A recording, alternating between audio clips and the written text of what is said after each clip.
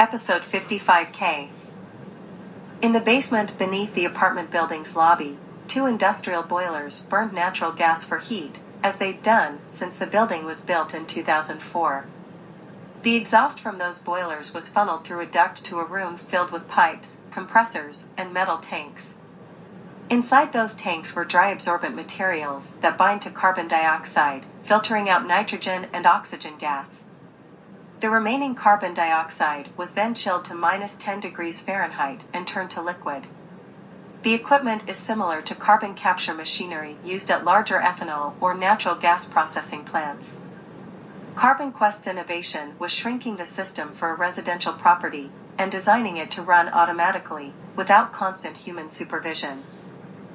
Photo of liquefied CO2 is pumped outside the apartment building. Workers load it into a truck. The system captures 60% of the carbon dioxide emitted by the building's boilers. That reduces the building's overall emissions by about 1/4, enough to meet the limits set by the new climate law. The rest of the building's emissions come from electricity consumption, which increased moderately to power CarbonQuest's compressors and cooling systems. What to do with the liquefied carbon dioxide? Make concrete. Every week or so, a small tanker truck pulls up to the building and workers connect a hose to the side of the building that sucks up the liquid carbon. They truck it to a concrete manufacturer beside a residential neighborhood in East Flatbush, Brooklyn. Next stop, a concrete plant in Brooklyn. The concrete plant makes thousands of concrete blocks per day used in construction all over New York City. One stack of blocks outside was marked for an Amazon warehouse in Queens. On this day, workers at the plant took the liquid carbon from the apartment building, used a new technique to convert the liquid into a powder resembling dry ice, and dumped it into giant mixers, along with cement, sand, and aggregate. The cement reacted with the carbon dioxide to turn it into a mineral, calcium carbonate, which was then sealed into concrete that was formed into blocks. Even if the blocks are later smashed up, the carbon dioxide can't escape. 6-photo of CO2 being transferred from the truck to this tank. More pipes. Lower carbon concrete. Some proponents of injecting carbon dioxide into concrete claim that it can make the blocks stronger or reduce the amount of cement needed, but company officials are not charging a premium for their blocks. But there is a potential business case. In New York, some architects are interested in using greener materials for their buildings. New Jersey recently passed a law providing incentives for lower carbon concrete. 7-photo of CO2 being converted to a solid that looks like dry ice. Then this solid is added to a cement mix. Questions remain about whether this elaborate carbon capture process makes sense as a strategy to fight climate change.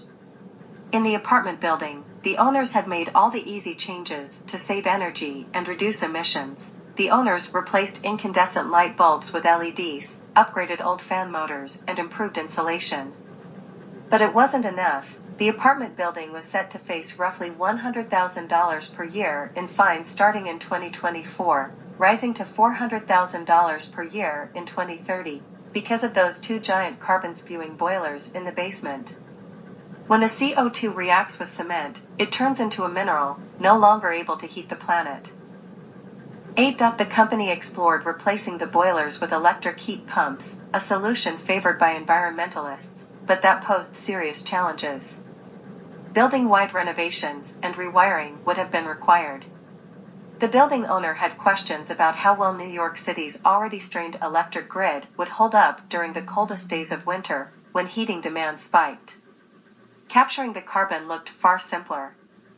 The company just had to clear 6 spots in the underground parking garage for CarbonQuest to install its equipment. And the boilers could keep burning gas. 9-photo of the resulting mixture of solid CO2 and concrete being poured and shaped. The building owner sees electrified buildings powered by clean energy as the ultimate goal, but carbon capture can offer a bridge for now. The building owner wouldn't disclose what the company paid for the apartment building system, but said it was cheaper than electrification and will pay for itself within 6 years through avoided penalties as well as the sale of hundreds of tons of carbon dioxide to another business. Carbon Quest officials are hoping to capitalize on the discomfort with electrification as the new climate law bites down. 10. Photo of a carbon sequestering concrete block. For now, however, carbon capture faces an enormous hurdle. It has not been approved by the city as a solution that complies with Local Law 97, since the technology didn't exist when the law was drafted. The Department of Buildings, which enforces the law, said it is reviewing Carbon Quest's system but has a number of questions, such as how to verify the emission reductions claimed by the apartment building. Until we know more about how this innovative technology is actually performing, and specifically, how and if the carbon is, in fact, being permanently sequestered, we cannot determine whether it is consistent with the intent of the law, said a spokesman for the Department of Buildings. If Carbon Quest expands its business, it will have to persuade more concrete companies to stash all that carbon dioxide. The concrete company has all it needs at the moment. Experts and environmentalists point out electrification still has considerable advantages, like curbing indoor air pollution and being insulated from swings in gas prices. The technology is also improving quickly. New York State is currently funding a round of novel electric heat pump and efficiency projects that could serve as models for other buildings. The main way we decarbonize is still likely to be doing everything we can on energy efficiency, electrifying most buildings, and greening the grid, said the chief executive of the Urban Green Council, an umbrella group that includes real estate developers and environmentalists.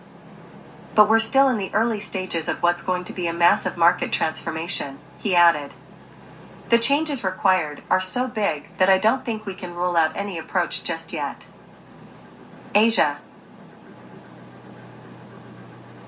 Rosette View, the motivation of carbon capture in the form of giant outdoor air purifiers, called smog towers in Indian cities like Mumbai, Delhi, and Gurugram, is to evade dealing with stopping the particulate matter of 2.5 micrometer size, PM2.5, from being created in the first place. In India, some PM2.5 is created by domestic wood burning and burning of stubble in agricultural fields. Whether giant outdoor air purifiers, or air purifiers almost exclusively placed inside expensive buildings is effective in reducing India's air pollution is questionable. Restricted hyperlocalized monitoring, caused by moving PM.5 monitors to only the elite areas of a city, was done in Mumbai when the city's 20 outdoor PM2.5 monitors were moved closer to Mumbai's smog towers, also located in elite areas of the city. Mumbai is the capital of the state of Maharashtra in India. Following Mumbai's air quality crisis this winter, critics accused the Maharashtra Pollution Control Board of moving air quality sensors to cleaner parts of the city.